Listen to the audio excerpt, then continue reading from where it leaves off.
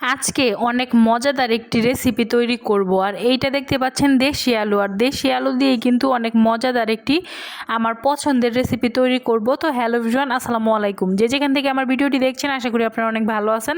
আলহামদুলিল্লাহ, আল্লাহর রহমতে আমি বেশ ভালো আছি। তো দেখতে দেখতে কিন্তু আমাদের 15টি রোজা চলে গেল আর কিছুদিন পরেই কিন্তু আমাদের ঈদ। তো ঈদের খুশিতে আসলে খুবই ভালো লাগতেছে আগে থেকেই। আর এদিকে দেখতে পাচ্ছেন আমি কিন্তু আজকে রান্না করব দেশি আলু দিয়ে। এখানে শুটকি নিয়ে নিছি আর এটা কিন্তু টাকি মাছের শুটকি। আর দেশি আলু দিয়ে এই টাকি মাছের শুটকি ভুনা করলে এত মজাদার হয় কি বলবো। যারা খান নাই তারা কিন্তু আমার রেসিপিটি দেখে অবশ্যই রান্না করবেন।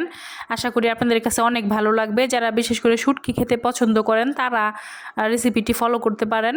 তো এখানে কিন্তু খুবই সিম্পলভাবে আমি রান্নাটা করছি। ফার্স্টেই কিন্তু আমি দেশি যে ছোট ছোট আলুগুলা হয়, লাল আলু, তো ওই আলুগুলা কিন্তু খোসা সহই রাখছি। মাঝখান থেকে আসলে মানে দুইটা খণ্ড করে নিয়েছি। আর তারপরে কিন্তু এখানে আমি পেঁয়াজ আর রসুন বেশি করে কেটে নিয়েছি। তারপরে কিন্তু পেঁয়াজ আর রসুনটাকে হালকা করে ভেজে নিয়েছি। ভাজা হওয়ার পরে কিন্তু এখানে আমি শুটকি মাছটাকেও দিয়ে দিলাম।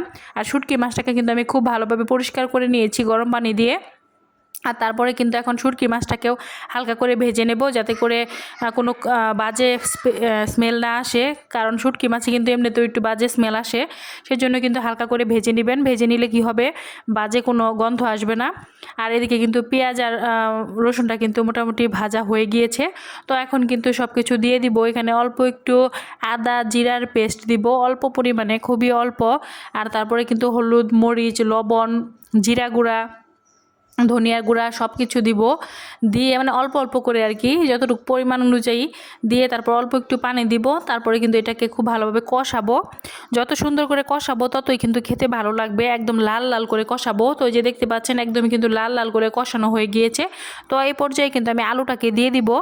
আর এই রান্নাটা কিন্তু খুবই ইজি, খুবই সহজেই কিন্তু রান্নাটা করতে পারবেন, কিন্তু খেতে কিন্তু খুবই মজাদার হয়। তো একবার খাইলে দুইবার খাইতে মন চাইবে এরকম। তো এই যে দেখতে পাচ্ছেন লাল আলুগুলা কিন্তু দিয়ে দিলাম। এখন খুব ভালোভাবে এই মশলার সাথে মিক্স করে নেব। মিক্স করা হয়ে গেলে কিন্তু ঢাকনা দিয়ে ঢেকে দেব। এই আলুটাকেও খুব ভালোভাবে কষিয়ে নেব আর কি। তো যেহেতু দেশি আলু, আর দেশি আলু খাওয়ার কিন্তু মজাই আলাদা। একদমই দেখতে পাচ্ছেন ছোট সাইজের, মাঝখান থেকে আমি 2 খণ্ড করে নিয়েছি আলুগুলাকে।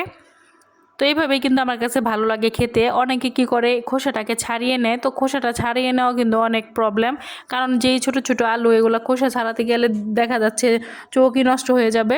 তো এই জন্য কিন্তু আমি খোসাটাকে রেখে দিয়েছি। আর খোসা খেলে কিন্তু এমনিতেও পুষ্টিকর। তো এই পর্যায়ে কিন্তু আমি পরিমাণ মতো ঝোল দিয়ে দিলাম। আর ঝোল দেওয়ার পরে কিন্তু 10 থেকে 15 মিনিটের মধ্যেই কিন্তু আমার দেখতে পাচ্ছেন শুটকিটা রান্না কমপ্লিট। আর কালারটা দেখেন কি সুন্দর হয়েছে, একদম লাল লাল কালার। তো এইভাবে আসলে অনায়াসে 2-3 প্লেট ভাত খাওয়া যায়, এতই টেস্টি হয় খাবারটা। আমার কাছে খুবই ভালো লাগে। আপনারা একবার হলো ট্রাই করতে পারেন আমার রেসিপিটি দেখে। তো আজকের রেসিপিটি কেমন লাগলো অবশ্যই কমেন্ট করে জানাবেন। আর আজকের মতো ভিডিওটি এই পর্যন্তই। সবাই ভালো থাকবেন। আল্লাহ হাফেজ।